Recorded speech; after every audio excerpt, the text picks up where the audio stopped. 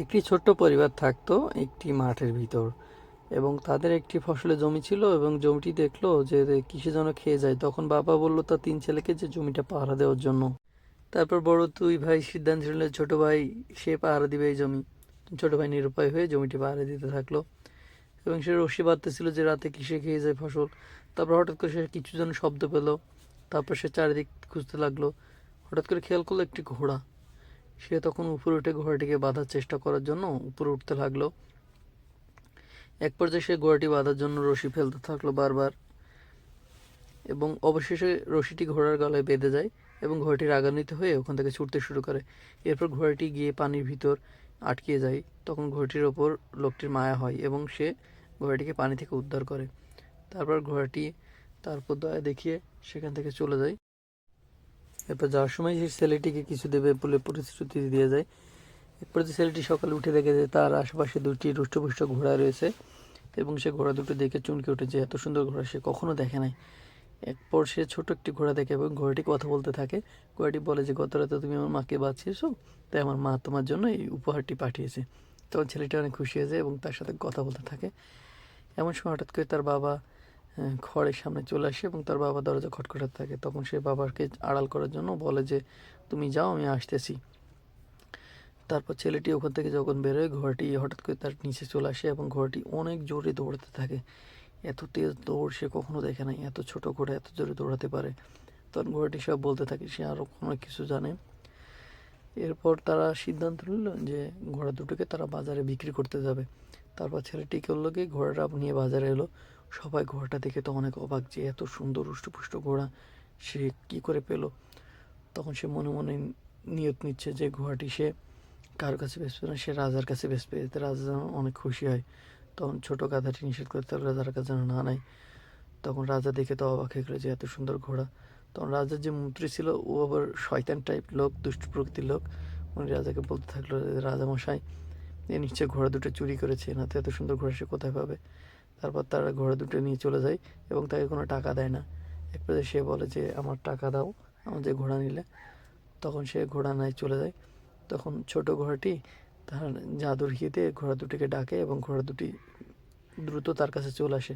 এরপরে যে রাজা ঘোড়া হিয়ের সাথে বাঁধা ছিল, তখন রাজা উল্টিয়ে পড়ে সাদা জাতীয় একটা বস্তুর উপর আটা জাতীয়। তারপর রাজা সারা শরীরে পুরো মুখে আটা ভরে যায়। এরপর ছেলেটি এটা দেখে হাসতে থাকে।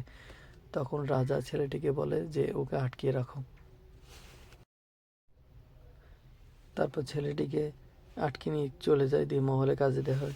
এরপর মহলে সে একে একে কাজ করতে করতে সকলের মন জয় করে ফেলে এবং সকলে তার উপর অনেক খুশি হয়। এটা দেখে মন্ত্রী মনে মনে অনেক কুবুদ্ধি আটকাতে থাকে। মন্ত্রী তাকে বলে যে রাজামশাই ওকে দিয়ে একটা কাজ করালে হয়তো মৃত্যুবরণ করবে, না ও বেঁচে ফিরবে। তখন তারা তাকে বুদ্ধি দেয়, রাজামশাইকে মন্ত্রীমশাই বুদ্ধি দেয় যে রাজামশাই তাকে একটি ফিনিক্স পাখি আছে, আগুনের ফিনিক্স পাখি, ওটা ধরে আনার জন্য বলে যে ওটা যদি ধরে আনতে পারে তাহলে সে তাকে মুক্তি করে দিবে। এরপরে যাই সে রাজি হলে সে ফিনিক্স পাখি আনতে যাবে। তখন ছোটো ঘাটে তাকে বলতে থাকলো যে না, সেটা অনেক দুর্গম পথ, ওখানে যাওয়া যাবে না, ওখানে এই কাহিনি বিভিন্ন কিছু বলতে থাকলো। এরপরে যে ছোটো ঘোড়াটিকে তাকে একটি ফলের কাছে নিয়ে গেল, যে ফলটা খেলে নেশা হয়ে যায় এবং মাতালের মতো হয়ে যায়। তখন ওই ছেলেটি ওটা খেতে যাবে, ছোটো ঘোড়াটি তাকে নিষেধ করলো। সে কী করলো, ওই ফলগুলো নিয়ে গেল ফিনিক্স পাখি ধরার জন্য। নিয়ে গিয়ে ফিনিক্স পাখি ধরবে বলে তারা মনে মনে ফাঁদ পাততে থাকলো। এক পর্যায়ে সে কয়েকটি ফল এক জায়গায় বিছিয়ে দিল ফিনিক্স পাখির জন্য এবং সে দেখলো হঠাৎ করে ফিনিক্স পাখি উপর থেকে আসতে আসে। সে একটি করে ফল, সুন্দর করে ফল পেয়ে সে ফল খেতে শুরু করলো এবং ফল খাওয়ার এক পর্যায়ে তারা দূর থেকে মজা নিতে থাকলো এবং দেখতে থাকলো আনন্দের সহিত। হঠাৎ করে যখন ফিনিক্স পাখি ঘুমিয়ে যায় তখন সেটা ধরতে যায়। হঠাৎ করে ফিনিক্সের ঘুম ভেঙে যায় এবং তাদের উপর আক্রমণ করে। এরপরে যে সমস্ত জঙ্গল আগুন ধরে যায় ফিনিক্সের ইয়েতে।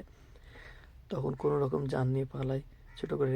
ওর হাতে লাস্ট একটি ফল ছিল, ফলটি দেয় এবং ফিনিক্স পাখি খেয়ে আবার মাতাল হয়ে যায়। তখন সে নেট দিয়ে ফিনিক্স পাখিকে আটকে ফেলে। ফিনিক্স পাখির কান্না দেখে তখন ছেলেটির মায়া হয় এবং সে ফিনিক্স পাখিটাকে দেখে ছেলেটির খুব মায়া হতে থাকলো।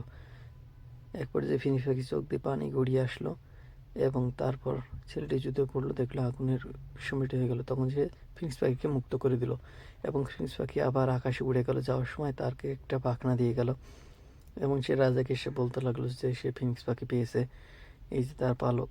কিন্তু তার গল্প কেউ বিশ্বাস করতে চাইল না। তখন রাজা তাকে মৃত্যুদণ্ড দিল এবং রাজা তাকে বলল যে তাকে এখনই মেরে ফেলা হবে। তো মেরে ফেলার জন্য তাকে যখন নিয়ে যাবে তখন হঠাৎ করে ফিনিক্স পাখি উড়ে আসলো।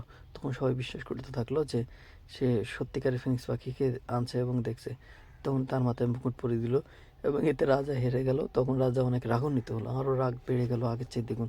এখন মন্ত্রীমশাই তাকে বুদ্ধি দিতে মন্ত্রীমশাই বলল যে বরফের রানী আছে, ওকে মুক্ত করে আনতে। যদি মুক্ত করে আনে তাহলে তো ওর সাথে আপনি বিয়ে করতে পারবেন। তখন সেই ছেলেটি রাজি হলো যে তাকে ছুড়িয়ে আনার জন্য।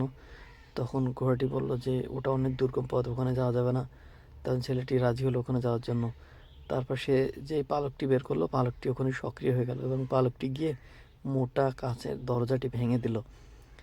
এক পর্যায়ে যখন দরজা ভেঙে গেল তখন তারা ভিতরে ঢুকলো এবং ওখানে দেখলো অনেকগুলো রানী আটকে আছে। তখন সে বুঝতে পারছে না যে কোনটা অরিজিনাল রানী। তখন পালক গিয়ে একজনের ঘুম ভাঙিয়ে দিল। তখন সে বুঝতে পারলো যে এটাই অরিজিনাল রানী। তখন সে রানীকে দেখে, তার চেহারা দেখে মানে তার প্রেমে পাগল হয়ে গেল। এরপরে যে রানী উঠে তাকে কথা বলতে থাকলো। রানী তখন বলতে থাকলো যে রাজামশাই আপনাকে বিয়ে করতে চাই। তখন রানী বলল যে রাজা যদি আমাকে বিয়ে করতে চায় তাহলে রাজাই সে কেন আমাকে উদ্ধার করে নাই। তখন সে রানী ওখান থেকে লাফ দিল। এটা দেখে তার পিছে ছেলেটা ওখান থেকে লাফ দিল। এ পর্যায়ে আমার গল্প শেষ। আপনারা যদি নেক্সট পার্ট দেখতে চান তাহলে অবশ্যই সাবস্ক্রাইব করুন। ধন্যবাদ।